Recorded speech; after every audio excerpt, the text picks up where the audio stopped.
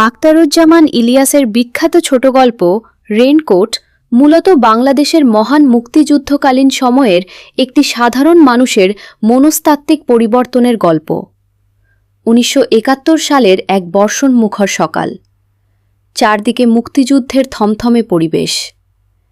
ঢাকার একটি সরকারি কলেজের রসায়ন বিভাগের শিক্ষক নুরুল হুদা প্রচণ্ড ভীতু প্রকৃতির মানুষ। একদিন ভোরে তার দরজায় কড়া নাড়ে কলেজের পিয়ন ইসহাক। নুরুল হুদা ভয়ে নীল হয়ে যান, ভেবেছিলেন মিলিটারি তাকে ধরতে এসেছে।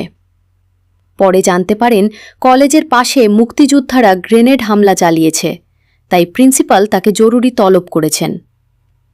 বাইরে অঝোরে বৃষ্টি। কলেজে যাওয়ার জন্য কোনো উপায় না দেখে নুরুল হুদা তার শ্যালক মিন্টুর ফেলে যাওয়া একটি রেইনকোট গায়ে জড়িয়ে নেন। মিন্টু ছিল একজন মুক্তিযোদ্ধা, যে কিছুদিন আগেই বাড়ি ছেড়ে যুদ্ধে গিয়েছিল। অদ্ভুত ব্যাপার হল, রেইনকোটটি গায়ে দেওয়ার সাথে সাথেই নুরুল হুদার শরীরের ভেতর এক অদ্ভুত কাঁপুনি বা শিহরণ খেলে যায়। তার মনে হতে থাকে তিনি আর সেই সাধারণ ভীতু শিক্ষক নন। তার ভেতরে যেন মিন্টুর, একজন মুক্তিযোদ্ধার সাহস ঢুকে পড়েছে।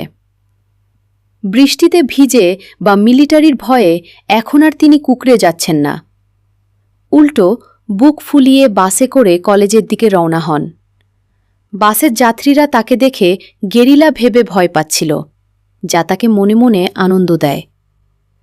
কলেজে পৌঁছালে তাকে এবং অন্য একজন শিক্ষককে মিলিটারিরা ধরে নিয়ে যায়। তাদের উপর অমানুষিক নির্যাতন চালানো হয়। পাকিস্তানি অফিসাররা জানতে চায় মুক্তিবাহিনী কোথায় লুকিয়ে আছে, তারা কোথায় ট্রেনিং নেয়। নুরুল হুদাকে ছাদ থেকে ঝুলিয়ে চাবুক দিয়ে পেটানো হয়। কিন্তু আশ্চর্যের বিষয়, নুরুল হুদা একটুও কাঁদলেন না বা ভয় পেলেন না। প্রতিটি চাবুকের আঘাতে তার মনে হচ্ছিল তিনি আরও বেশি সাহসী হয়ে উঠছেন।